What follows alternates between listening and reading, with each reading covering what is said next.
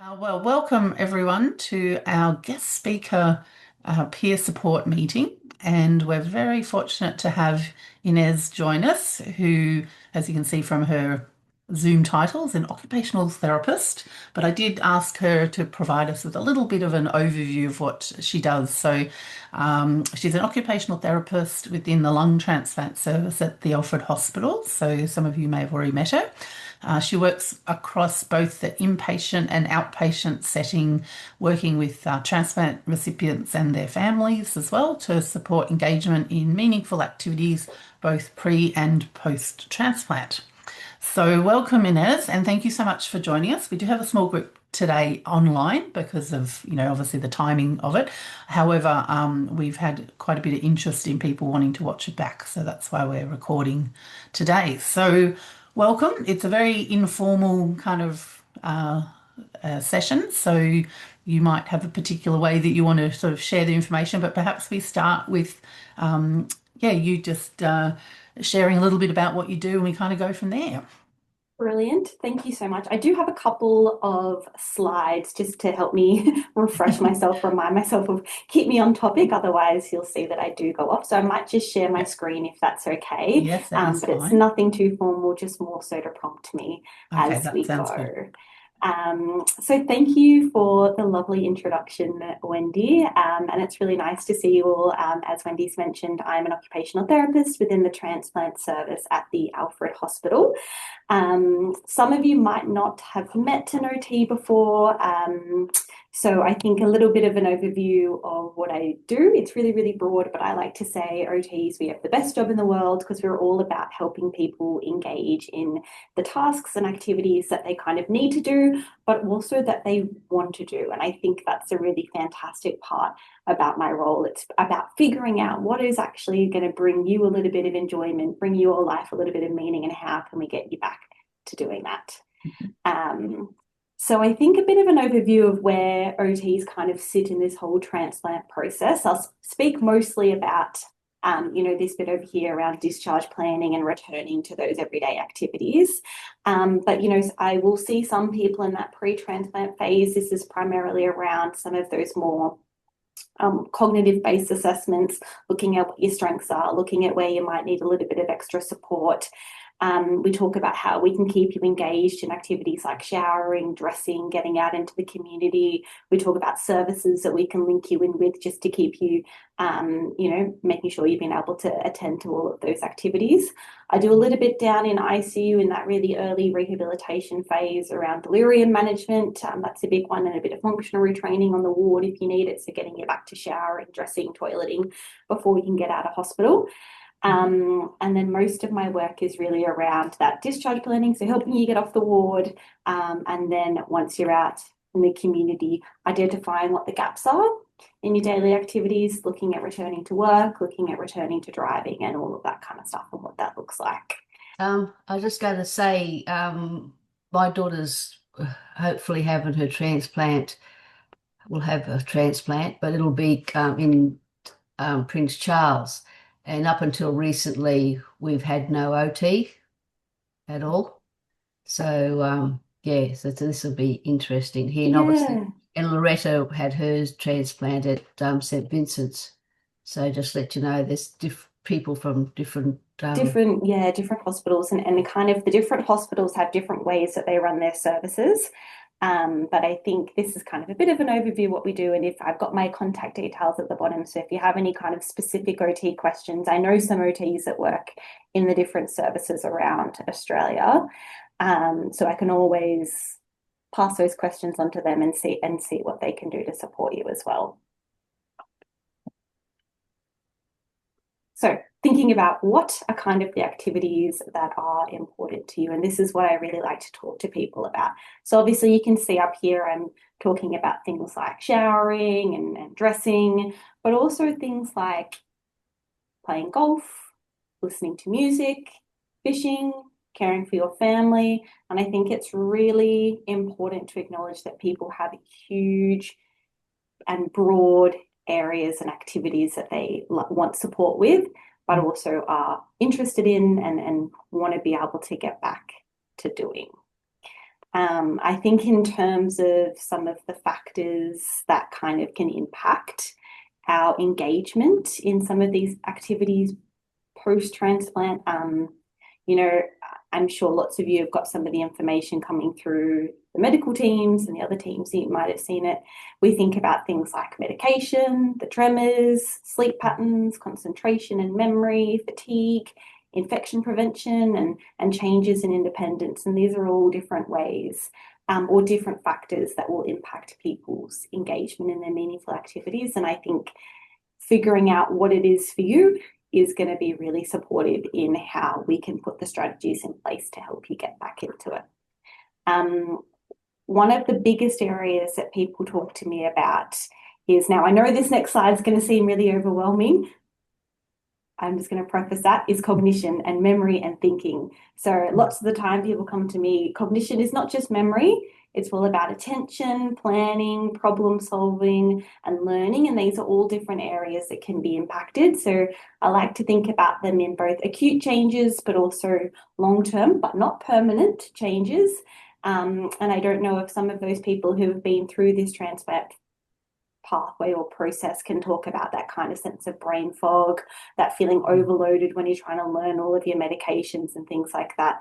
And just acknowledging that these prolonged or lasting cognitive changes that can happen after discharge can really impact our return to work, but also our return to socializing and our engagement in a really meaningful daily routine. And I think, strategies that can support our re-engagement are very individualized. It's about a lot of trial and error about what is working for you, but it's mostly around planning, looking at your energy levels, grading your return to work, chunking your information, prioritizing your key info that you want to learn, and using, all your support people and all your strategies around you. Is this kind of sounding okay? Anyone jump in if we have any questions as we go. I'm more than happy to kind of answer them as we go. I want this to kind of feel interactive and like people are getting the information that they need.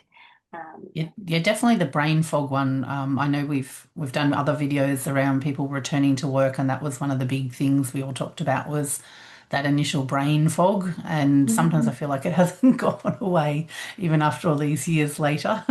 Yeah. And yeah, the post-operative delirium sort of thing was, yeah, that was tough. Not being able to, like I had, not being able to sit on things properly and having no muscle mass and just wondering if it was ever going to get back to normal, I think was quite stressful. And I'm sure I did see a occupational therapist at the time. I don't know, maybe they weren't around in the transplant space 19 years ago, but yeah, getting that, I think a lot of it's that reassurance, isn't it, to get your confidence back. Yeah, definitely. And I think acknowledging as well that, this really, or that post-op delirium can be really scary for, the Mm, transplant recipient, but also their family, because they're like, oh my mm, goodness, my loved one is now confused. They're not orientated to where they are. They're seeing funny mm. things. Yeah. Is it going to get better? And, as an OT, we spend a lot of time kind of working with the medical teams and the nursing teams, like reassuring people and their families that, this is usually a very short, acute change, and strategies like having a routine, even non-pharmacological things like having a routine, doing the things that you enjoy, listening to music that you like, all of that kind of stuff will help support someone out of that delirium. But definitely acknowledge it is scary when people have Mm, changes to their memory and their thinking. And that kind of sense of brain fog, definitely when I've been seeing people in clinic, months post-transplant, that is something that they're still experiencing. And it fluctuates. I don't know if that was your experience, Wendy, but mm, it fluctuates depending on, their fatigue, what else has been going on for them, how much of their cognitive load they've already got kind of allocated to different things.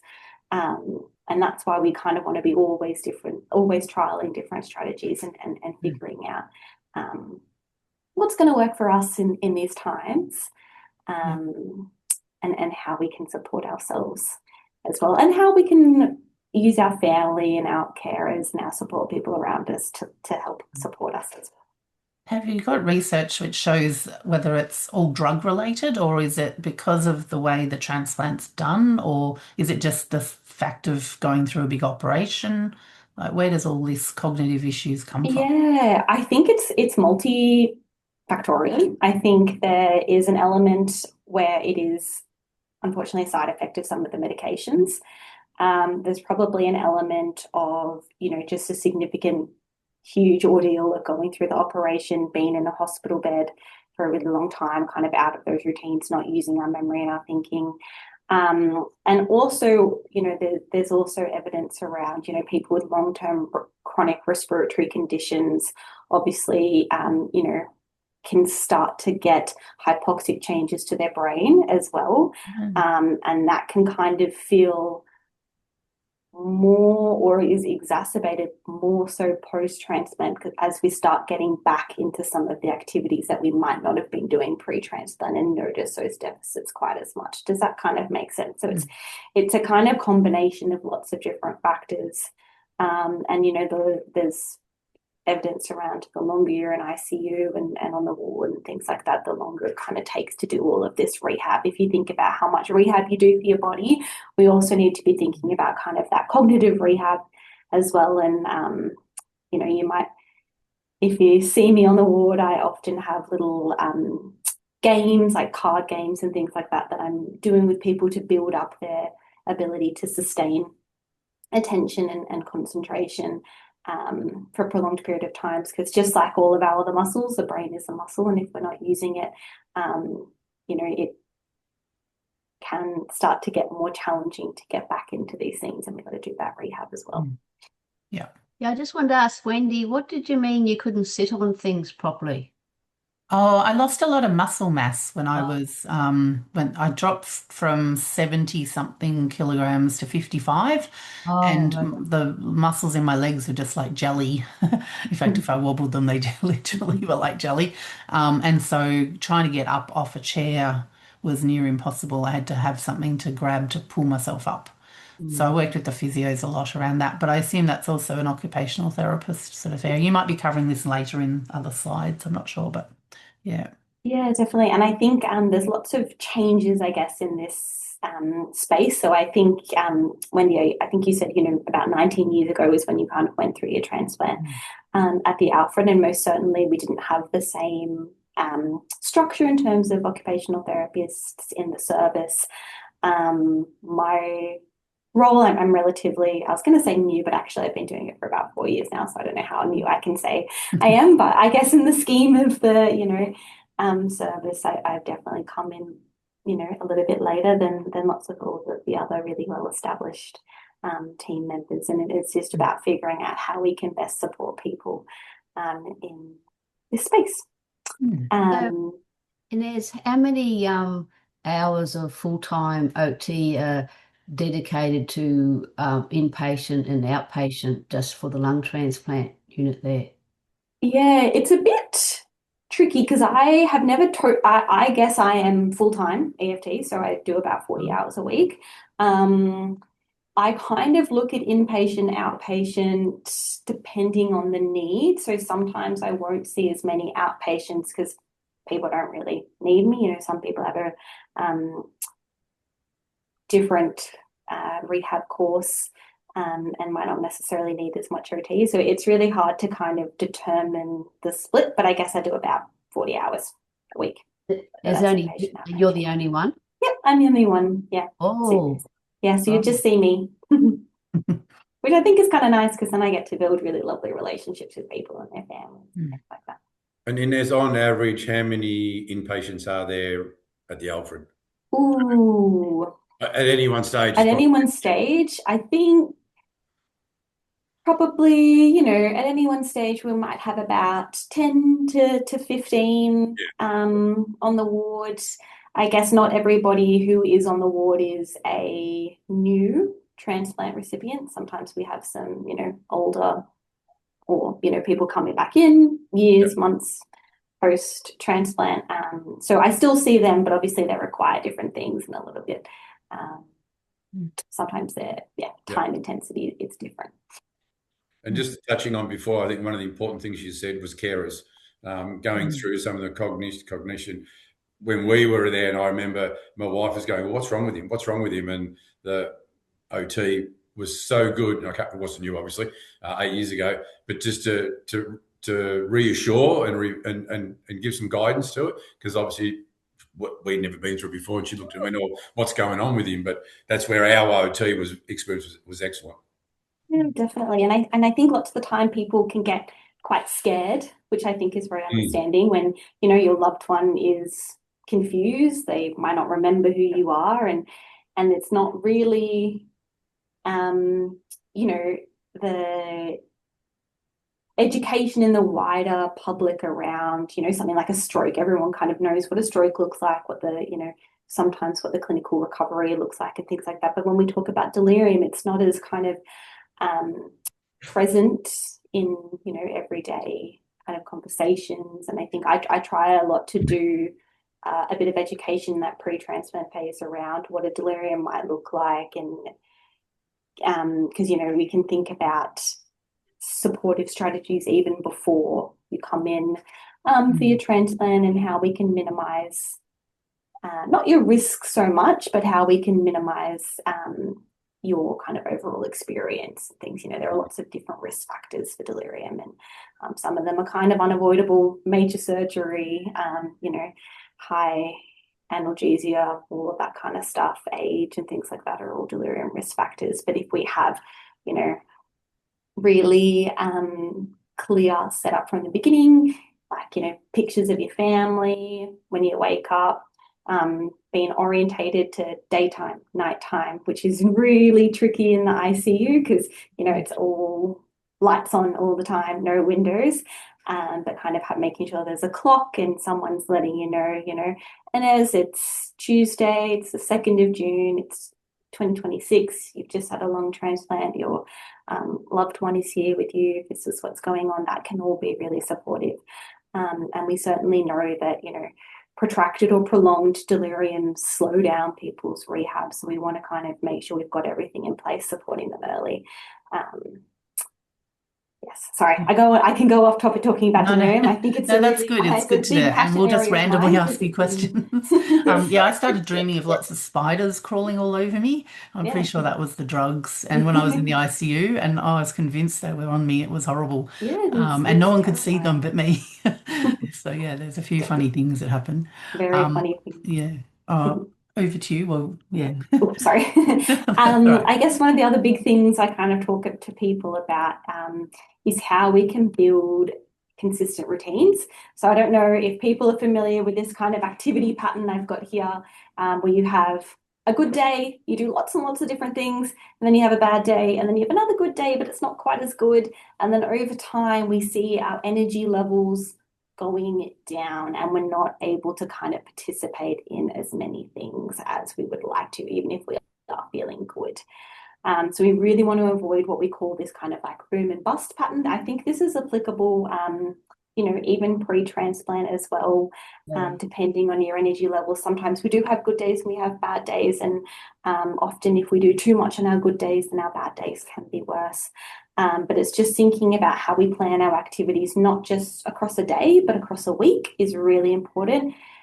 It's about identifying your priorities, thinking about high energy tasks. You know, showers are really high energy in that pre and even early days post-transplant. Socializing is another big one.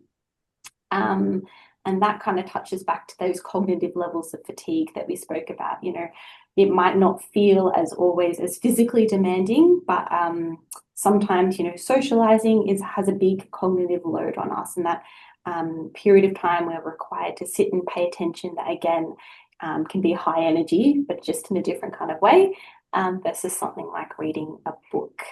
And it might just be around looking how we can make some short-term adjustments, or what are some of the short-term modifications that we can make to support us to do the things that are our priorities, and then slowly build back up to doing everything that we would like to do. Speaking about energy, I think if you've seen an OT or anyone, even a physio, we always talk about kind of like pacing, planning, positioning, all of that kind of stuff. And it's just around breaking up our tasks, taking our time. We want to modify the way we do things, like sitting down for meal preparation is a big one I talk to people about, you know, earlier on in either post discharge or pre-transplant as well, when your energy level, when you're finding things a little bit more challenging. And it's, like I said, breaking those heavy tasks up across a week. Another really important area is goal setting. So I think lots of people will kind of resonate that your recovery or your post-op course is not always linear.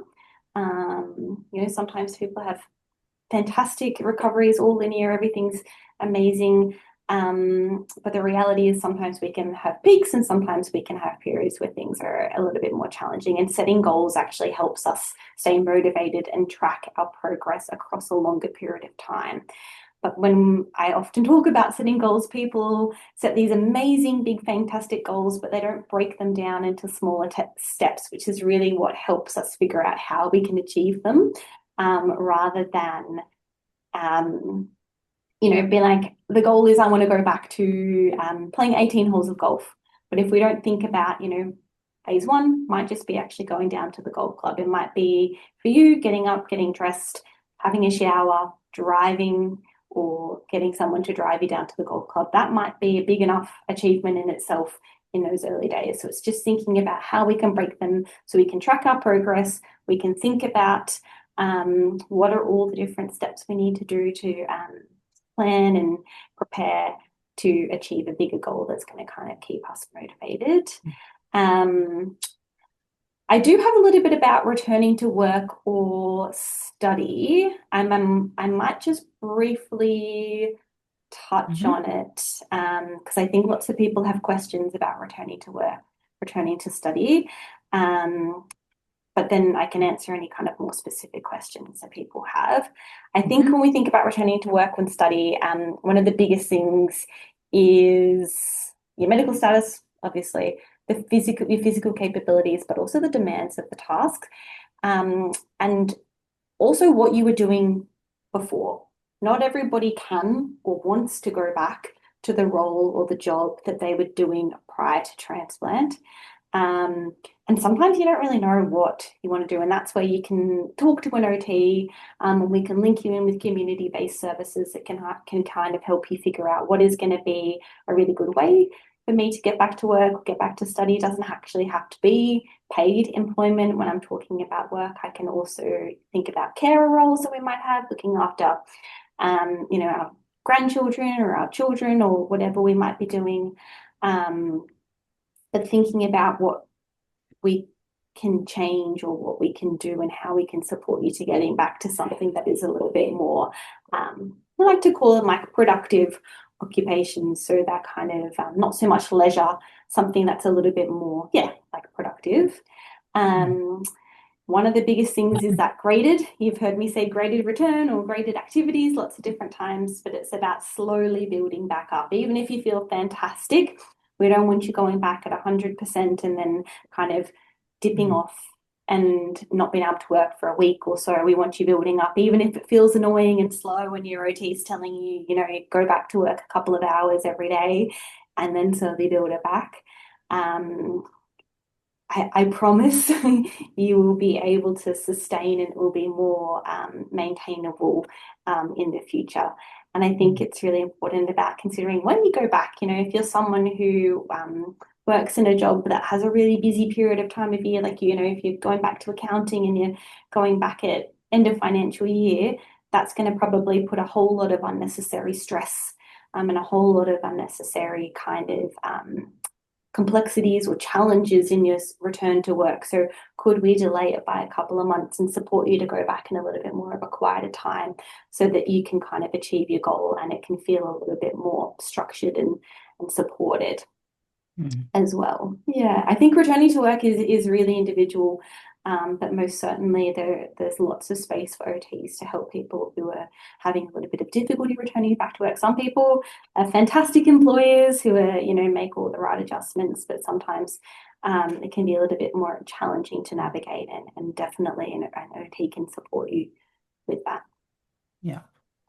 Yeah, when I went back to work at Shell, the very first day they said, so it was 5 months after my transplant, I still wasn't feeling great. And they said, just do 1 hour at home on the computer. Mhm. And I was like, oh, that doesn't sound like very much. And I'm sure I can do more than that. I reckon I was struggling about 20 minutes in, and even an hour was hard, just focusing on the screen and Yeah. having to think through how do I send an email again, because it's like my brain had forgotten how to do all the basics. And I remember talking to my boss years later. She said for the first year or two, they followed me around fixing things because they didn't want me to lose the confidence, but they Yeah. also wanted me to give it a go. Yeah, So definitely. I was lucky I had good employer, but I've heard some horror stories. Mm. Yeah, for some who haven't, but yeah, it's good. And I mean, there is an official, return to work after ill health, so people need to connect in with that as a minimum. Yeah, Do my old definitely. HR hat on. Yes. Yeah. Yeah, and I think it's so important to, utilize all the supports Mm, that are out there and available to you. Because like Wendy, you're so right. You might think that you're actually ready and it's going to be all fine and easy breezy, mm, but it's not just that, 1 hour of work. It's the getting up, being ready, making sure you've had all your medications and you're ready to sit down, and how are you going to manage your commute into work, and it's all the little bits about it. And we can definitely want to make mm. sure that it's, like you said, we're building up your confidence and keeping you engaged in something, Yeah. like work or study or whatever Mm, you might want to do. yeah. Um, Craig, you went back to work after your transplant. How did you find that? Yeah, I went back 3 months. I was 3 months. I was yeah, back at full Mm. time work. yeah. First week I was a bit the same. I went home tired every week, every day, but yeah, got through. And then Mm. I retired last couple of years ago after 35 years, and I was just a number anyway. So, as my wife said, you should never have gone back. You should have taken your time. I had 2 years of sick leave, and but I just Yeah.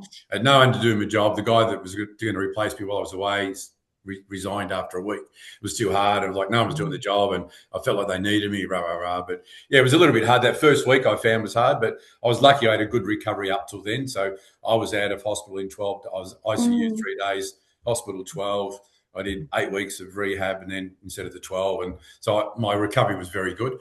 So I was able to sustain that a little bit more. But yeah, there's a lot of people I know, like when you said who, I knew a couple of people who went back and virtually resigned and never went back to work again. So, yeah, it's, I suppose it depends how you are. That's the thing. Yeah, depends how you are, depends on your workplace. Yeah. Yeah. Mm, Yeah, and I think it also depends, on like I keep touching on, do you even want to go back to work? Some people like, actually it's really important. That was one of my big goals in the kind of mm, pre-transplant phase. And sometimes people are, have a little bit of a mindset set shift and are like, actually, I've got other priorities, other areas of interests or that I mm, want to pursue. And there's no wrong or right. Hmm. It's just about having the tools and the strategies to help you kind of engage in those kinds Yeah. of things. mm. Brilliant. Sounds good. Um, Mm, one of the other big areas is identifying gaps. So actually, mhm, I see a lot of people who are like, I don't know what I want to do. I have been really sick for a long period of time, and my life and my community and my social circle has been really, really small. And now I'm feeling better.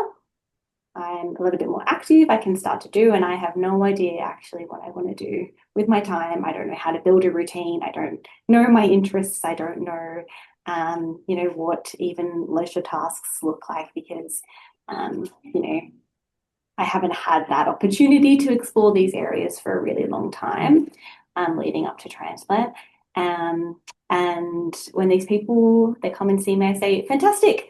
I've got lots of different questionnaires, I've got lots of different activities and lots of tools that can help us find out what you want to do. And I've got one up here on the screen. This is a very basic one, but it kind of goes through different activities. And it's like, do you perform this activity and do you want to perform this activity? So, the mm, first one, shopping. Do you do the shopping? Do you do the grocery shopping? Yes, no. Sometimes people say, no, I don't do it. Do you want to perform the activity? No, I'm not that interested in going back to yeah. grocery shopping. And I'm like, fantastic. We won't focus on that goal. But they might be like, actually, cooking is really important to me. I don't currently cook, but I would like to cook. And then so we focus on that. And it can be really useful. And you don't need to see an OT to kind of do this kind of stuff. It's just about thinking like, okay, in a day to day, what are the activities that I do, I don't do, and what do I want to be able to doing, and where is the gap? So what are we wanting to be able to do, but we're not doing, and how can we kind of close that gap and figure it out? Yeah. One of the other strategies or tools that I've got, you can see down the corner, it's called the activity card sort, and it's basically lots of just different pictures. And I just go, or the person just goes through and they go, did I do it prior to my illness or my admission? Did I not do it prior? And then you can't quite see, but there's also, an option for, I didn't do it prior, but I might like to. Give it a go now. And this can be a really useful way if you're someone who's found themselves a little bit stuck in figuring out what they actually might want to do with their time and how they might want to spend, their days now that they've kind of gotten a little bit better, recovering a little bit more, they've finished up, at the Alfred. You have your really intensive gym rehab program for that first 3 months, and you don't have a huge amount of time to do lots of other stuff. So sometimes you might come back after that and come to me and be like, right, well, now that I don't have to come into the Alfred, 3 times a week, I'm finding that I am having a bit of free time that I would like to fill, but I'm not really sure what I want to fill it with. Does anyone kind of have this experience or had this experience where they're like, I know I want to do something, but I'm not really sure what I want to do? Yeah.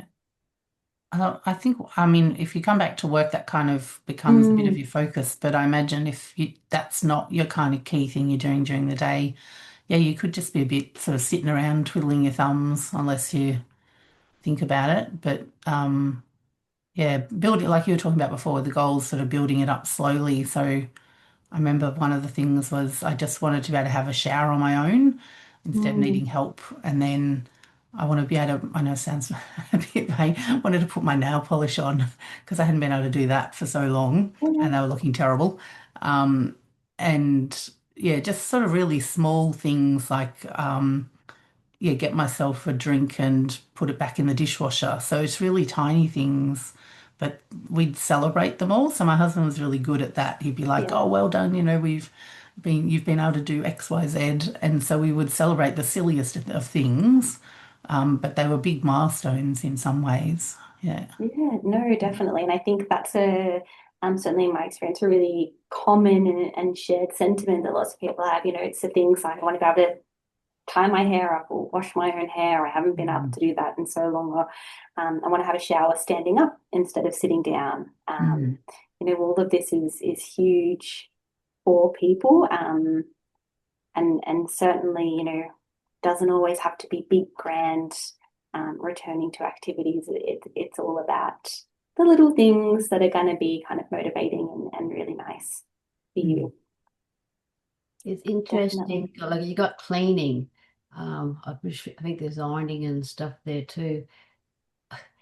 My daughter's never done that. There's the goal to set for her, Robin. Yeah. Yeah, but she's always been too unwell, too disabled to do it. So I thought, gee, this is going to be interesting. And I think, lots of the time we are like, oh, cleaning, like, I don't want to do any cleaning. And then actually when we ask people who have, like your daughter, maybe Robin, who have never been able to do it, they're like, oh, maybe I want to see if I could iron some shirts or do some laundry and be a little bit more independent. And then they might give it a go and think, actually, now that I can do it, I've decided it's not a great use of my time. Yeah. Oh, my lungs also hurt a very common, common experience. People are like, oh, I gave it a go. It's exactly what everybody says. Not enjoyable. Perfect. Yeah. I think these are all the main. Sorry, I'm just cautious of the time. I don't want to keep I'm mindful of your time too. You're very generous with your time. So yeah, if you've got any more slides, by all means. Otherwise, we can just do a quick around the group and see if there's any other questions? Yeah, just a little summary slide that just saying Perfect. that, everyone's factors to return to their daily activities are really broad and very individual. And to remember that recovery is not linear. That's why we set goals. That's why we do grading to support kind of like that early return. Returning to work takes time. And I just want to reiterate, it's okay not to know what you want to get back to doing. You just have to think about what you need to be able to do and what you want to be able to do. And we can go from there. I just thought, put my contact details in case anyone wants to, reach out, give me a call, send me an email. I know sometimes that these sessions can be a little bit daunting. I know there's a bit of a smaller group, but certainly if anyone is listening online and they have any particular questions, I'm more than happy to kind of answer them. I might not be able to solve all your questions, but I can at least potentially point you in the right direction. I think it's really important and very passionate about this area, so I'm more than happy to answer any questions. That's great. And so if obviously if people are at the Alfred, then they can potentially even organise to have a session with you if it's needed, if you Definitely, think yeah. it's needed. And then at other hospitals, they can reach out to the occupational therapist there if there is one. Like Robin was saying, there may not always be one.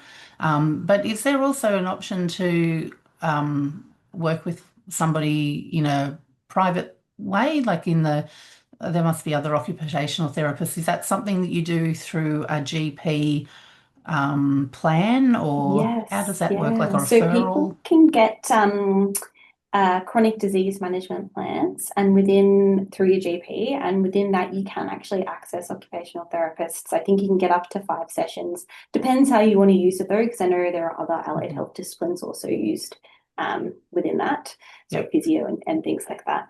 But also there are a huge array of private OTs that you can reach out to and just pay directly. Also, if you are somebody who is on a home care package, if you're a My Aged Care recipient, you can access a occupational therapist through My Aged Care as well.